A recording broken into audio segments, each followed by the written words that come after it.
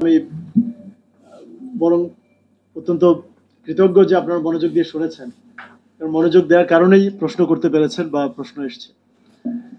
একটা অ্যাটলিস্ট কয়েকটা পয়েন্ট এখানে অ্যাড্রেস করা দরকার। নাম্বার ওয়ান, যেটা আমাদের বর্তমান পোস্ট আপরাইজিং এর সবচেয়ে বড় স্টেক হোল্ডার বা যদিও জনগণ বা বড় বড় দলগুলো, কিন্তু সবচেয়ে বড় ত্যাগের যে উদাহরণ রেখেছেন এনসিপি বা আমাদের তরুণ সমাজ।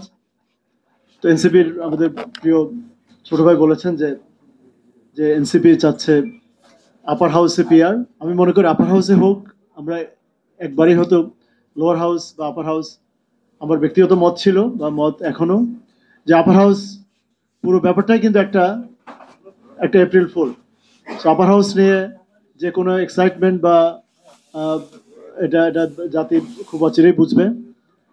আপার হাউস যদি হয়ও মিনিংফুল, কারণ ইংল্যান্ডে আপনাদের বললাম যে ইংল্যান্ডে খুব ওরা দে হ্যাভ অলরেডি ট্র্যাশ। ইংল্যান্ডে আপার হাউসের কোনো রোল নেই।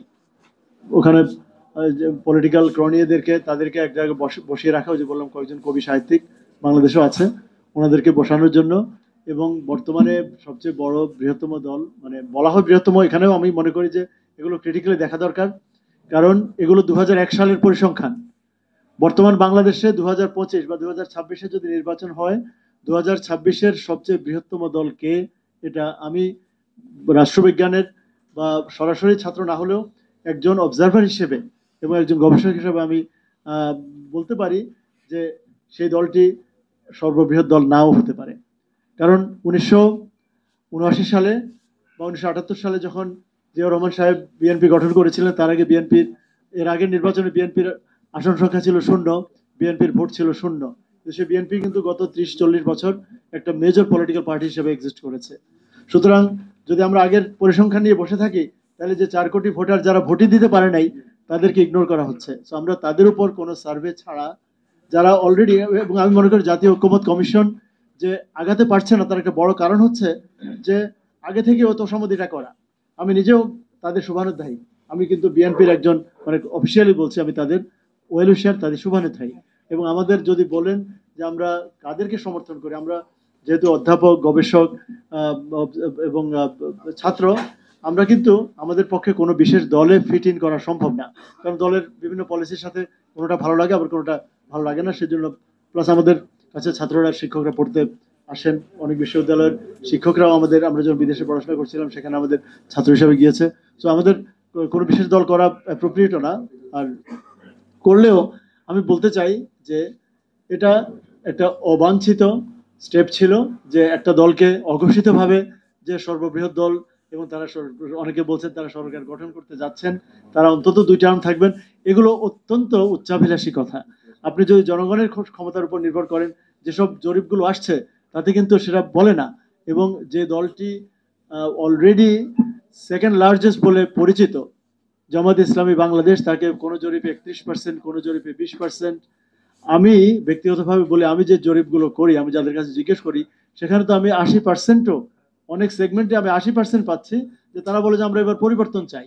সেই পরিবর্তনটা এনসিপির মাধ্যমে হবে না, জামাত ইসলামের মাধ্যমে হবে না, বিএনপির মাধ্যমে হবে না, অন্য কোনো সংগঠনের মাধ্যমে। এবং আমি মনে করি যে বাংলাদেশে যারা পরিবর্তন চায়, যারা প্রোগ্রেসিভ আইডিয়াস, এবং প্রায় সব ইস্যুতে আমি তো রাদার দেখছি যে এনসিপির আইডিয়াগুলো বেশি প্রোগ্রেসিভ। বিএনপি যেখানে প্রোগ্রেসিভ হওয়ার কথা ছিল, সেখানে প্রোগ্রেসিভ আইডিয়া দিতে পারছে না। শুধু তরুণ সমাজ আগামী দিনের নিয়ামক হবে, তরুণ সমাজ বলবে যে কারা। আমার একটা দুটা কথা না বললে না, সেটা হলো যে আবারও বলছি যে পিওর পিআর আমরা কেউ প্রপোজ করছি না। এবং পিআর যারা চাচ্ছেন, যারা জনপ্রতিনিধিত্ব চাচ্ছেন, তাদের কাছে বরং আমার পরামর্শ হবে আপনারা সবাই মিলে একটা সিঙ্গেল সেট অফ পিআর, কারণ আপনাদেরকে মানুষ ডিসমিস করে দিচ্ছে, তারা বলছে যে আপনারা নিজেরা ঠিক করতে পারছেন না কোন ধরনের পিআর হবে, কোন কি জেলা ভিত্তিক পেয়ার, না বিভাগ ভিত্তিক পেয়ার, না পুরো দেশটাকে একটা আসন বলবেন। যেমন আমাদের খেলাফত মজলিসের ভাই বললেন যে উনি যেটা বলেছেন সেটা কিন্তু আমার, যদি বলেন যে আমার হার্ট গোজ ফর দ্যাট, যে আসলে একটা দল যদি অলরেডি 180 আসন পেয়ে যায়, আর তার পার্সেন্টেজ অফ ভোট যদি 40% হয়, যার পাওয়ার কথা হয়তো 120টা, সে তো এমনি অনেক বেশি পেয়েছে, তাকে আমি পিয়ারের বাক্স থেকে আর একটি আসনও দেবো না। এবং এটাই কিন্তু নিউজিল্যান্ড করে। নিউজিল্যান্ড যে কারণে একটা বলেছেন যে তারা জানেও না যে কয়টা আসনে পার্লামেন্ট হবে, সেটা এই জন্য হয়। ধরুন ওই যে 50% যদি আপনি বা ভোট পান, কিন্তু আসন যদি 80% পেয়ে যান, তাহলে আপনি তো অলরেডি বেশি পেয়েছেন। ওই বেশির যে পেয়েছে তাকে আর মেকআপ করার জন্য সুযোগ দেওয়া হয় না, ওটাকে ওরা নাম দিয়েছে ওভারহ্যাং। ওভারহ্যাং মানে আপনি দরকারের চেয়ে বেশি যদি পেয়ে যান সেগুলো নিয়ে নেওয়া তো সম্ভব না, কারণ তারা অলরেডি ডিক্লেয়ার্ড এজ উইনার্স। তো অন্য যারা পার্সেন্টেজ পেয়েছে কিন্তু আসন পায় নাই, তাদেরকে সে বাকি 60টা থেকে দেয়। তো দেওয়ার কারণে ওই যে টোটাল 120টার চেয়ে বেশি হয়েছে দু একবার, 121টা 122টা হয়েছে কিনা জানেন, 121 আমি দেখেছি, আমি নিজেও সে দেশে 10 বছর অধ্যাপনা করেছি। যাই হোক, আর আর কথায় কথায় নেপাল কবে উদাহরণ হলো বাংলাদেশের জন্য? নেপাল একটা অত্যন্ত ক্ষুদ্র ক্ষুদ্র রাষ্ট্র, আমরা সম্মান করি, সুইজারল্যান্ড বা লাক্সেমবার্গ ক্ষুদ্র, কিন্তু নেপালে কোনো জিনিস একটা আনস্টেবল গভর্নমেন্ট করার কারণে, কোথায় জার্মানিতে তো পিআর কোন, জার্মানিতে যদি গভর্নমেন্ট ফর্ম হতে দেরি হয় কেউ টের পায় না সেখানে। ইয়েতে ধরুন ফ্রান্সের সময় লাগছিল প্রধানমন্ত্রী, আপনারা দেখেছেন যে ফ্রান্সের নতুন প্রধানমন্ত্রী দেওয়ার ক্ষেত্রে অনেক সময় লাগছিল, এমানুয়েল ম্যাক্রন দিতে পারছিল না, কই সেখানে তো জনগণের।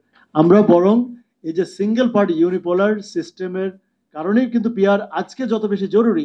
আওয়ামী লীগ যখন মাঠে ছিল গত প্রায় 73 বছর, তখন যতটা প্রয়োজন ছিল না।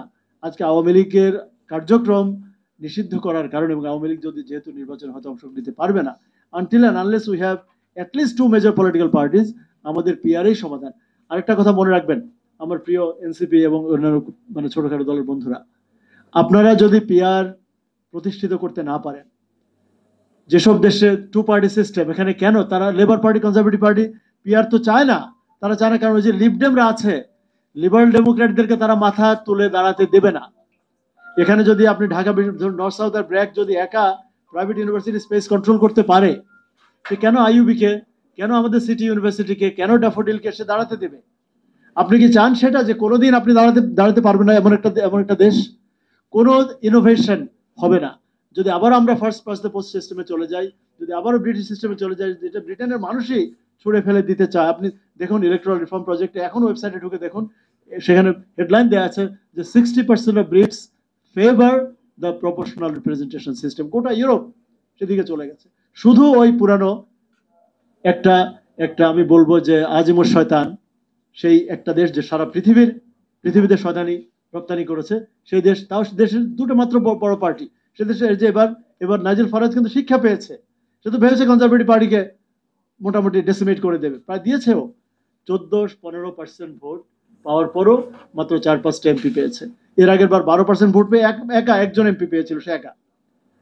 তাহলে যদি এনসিপি বা যে কোনো নিউ আইডিয়াস, এখানে বিপ্লব ছাড়া কিন্তু বিএনপিও প্রতিষ্ঠিত হতে পারতো না। যদি 7ই নভেম্বর না আসতো, বিএনপি নামে কোনো দল এদেশে প্রতিষ্ঠিত হতে পারতো না। এখনো ওই 2 দলের মধ্যেই থাকবে, যদি পিআর না আসে কোনো তৃতীয় দল এদেশে দাঁড়াতে পারবে না। সেটা কি আমরা চাই? আমরা তো চাই ইনোভেশন, আমরা চাই যে একজন, আর অসংখ্য দল আসবে। এগুলো এখন আপনি এতক্ষণ কথা বলার পরে যদি এ ধরনের কথা আসতে পারবে না, তো কারণ 3% তো সহজ না। বাংলাদেশের কমিউনিস্ট পার্টি, বা এই যে ধরুন আমাদের বন্ধুদের এবি পার্টি, বা মানে আমি তো গবেষকেরা বুঝি না, বা যে মানে ছোটখাটো অনেক ভালো যারা আপরাইজিং এর পক্ষে ছিলেন, তাদের অনেকেরই সত্যিকার মানে পুরো দেশে নির্বাচন হলে 3% দূরের কথা। আপনি ডেটা আমার কাছে তো গত সবগুলো নির্বাচনে, ইভেন 2001 থেকে 8 এবং 18 কেন্দ্র ওয়ারি ডেটা আছে, এবং অনেক ক্ষেত্রে এটা গর্ব করে বলছি না, মানে কারো যদি প্রয়োজন হয়, যে ইভেন নির্বাচন কমিশনের কাছে, বা নির্বাচন কমিশন যেটা আছে বলছে না, সেটাও আমার কাছে আল্লাহর রহমতে প্রিজার্ভ করা আছে।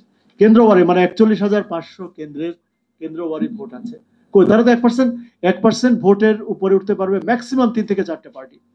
এখন যদি পিআর হয়, ওই বিএনপি, জামাত, হয়তোবা এনসিপি, আর তারপরে এবি পার্টি বা অন্যদের আর সম্ভাবনা।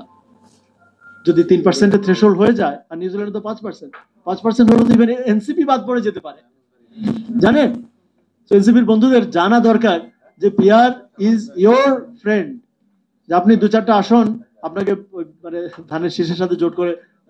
এনিওয়ে, আমার মতে যে ভয় না পেয়ে বরং আমরা আসুন, যে ব্যাপারে আমাকে ইনভাইট করলে আমি গিয়ে আলাপ করতে রাজি আছি। আমাকে কেউ দেখিয়ে দিন যে মোটামুটি যে মিক্সড পদ্ধতিতে প্রপোজ করেছি, এটা 200-200 হোক বা 150-150 হোক, আপনি আসনওয়ারি যারা জিতবেন ডিরেক্টলি কন্টেস্টেড সিটসে, তাদেরকে বঞ্চিত করা হবে না আমাদের প্রপোজাল। আমি কিন্তু আমি গভর্নমেন্টের প্রপোজ মানে ওয়াদা দিচ্ছি না, আমি এই প্রপোজালের কথা বলছি। যে proposal doesn't propose to take away any seats from the directly contested winners. এরপরে যারা পার্সেন্টেজ বেশি কিন্তু আসন কম, তাদেরকে মেক আপ করার জন্য পিআরএ আরো 150 হোক 300 হোক, আর আমরা 460টা অপদার্থ, তারা মানে ভালো ভালো অনেক উপজেলা চেয়ারম্যান আছেন, তাদেরকে যদি পালতে পারি, 460টা উপজেলা ভাইস চেয়ারম্যান যদি পালতে পারি, 300 জন এমপি আমরা পালতে পারবো না? আমরা দুর্নীতিবাজ একজন এমপি, একজন মানুষ 1,30,000 কোটি টাকা নিয়ে গেছে। পুরো গত মানে 53 বছরে বাকি সব দুর্নীতিবাজের দুর্নীতির পরিমাণও তো 1,30,000 কোটি টাকা হবে না। তো সেজন্য আপনি 300 এমপি এক্সপেন্সিভ, মানে এই ধরনের আমার মনে হয় খুব সাবজেক্টিভ কিছু ক্রিটিসিজম দেওয়া হচ্ছে। আমার মতে যে দলগুলোর এটা সময় এসেছে, তাদের উচিত এ ব্যাপারে আলাপ করে, ওই যে যদি বাংলাদেশ ইসলামী আন্দোলন বা ইয়ে বিশেষ করে বাংলাদেশ ইসলামী আন্দোলন, খেলাফত এবং এনসিপি, তাদের রিভিজিট করা দরকার অন্তত। ঠিক আছে, অন্তত আপার হাউস বিয়ারটাও তো আপনি পাচ্ছেন না ভাই, আপনাকে সেটাও দেবে না, আপনাকে ওই যে ইয়ে দেখিয়ে আপনাকে মানে মূল্য দেখিয়ে আপনাকে সেটাও হবে লোয়ার হাউসের লোন। আপার হাউস বিয়ার তো রাজি হয়নি বিএনপি, তাহলে আপনি কোন ভরসায় আছেন?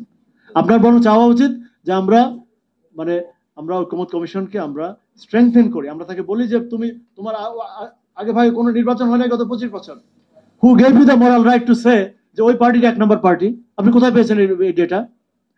তাহলে তো এনসিপির জনসমর্থন তো শূন্য, তাহলে আপনি এনসিপি কে কেন ডাকছেন ওখানে? এনসিপির তো কোনো জনসমর্থন নেই। আপনার বিচারকের আসনে বসে আপনি এই রায় দিতে পারেন না, নির্বাচন কমিশনে বসে আপনি দিতে পারেন না যে দেশের সর্ববৃহৎ দল, হু নোজ কে সর্ববৃহৎ দল। এমন তো হতে পারে জামাত সবচেয়ে বেশি ভোট পাবে, এমন হতে পারে এনসিপি। আমার তো মনে হয় নির্বাচন হয় ওয়েভে। আমাদের যে অভিজ্ঞতা, 1991 সালে একটা দল সরকার গঠনের জন্য লোকজনকে এনে বসিয়েছিল, আগের রাতে সিরাজুর রহমান বলেছিলেন যে লাস্ট মোমেন্ট ওয়েভ হচ্ছে ধানের শীষের পক্ষে। ওই যে স্রোত, যে জোয়ার যদি এনসিপির পক্ষে বসে, যেহেতু তাদের আইডিয়াস প্রোগ্রেসিভ, আর যদি যারা প্রোগ্রেসিভ আইডিয়াস হোল্ড করে, আমি কমিউনিজম অর্থে প্রোগ্রেসিভ বলছি না, যারা দেশের জন্য যেটা আধুনিক, যেটা প্রয়োজন, তারা বয়সে প্রবীণ হলেও যারা বলছেন, তাদের সাথে যদি একসাথে হয়, হয়তোবা আপনি অনেক সারপ্রাইজ। বাংলাদেশের মানুষ যদি ইলেকশনটা ফেয়ার হয়, যদি ভোটটা গণার ব্যবস্থা করতে পারেন, তাহলে বাংলাদেশের জন্য ভবিষ্যৎ অত্যন্ত ভালো। আপনারা সবাই ধন্যবাদ।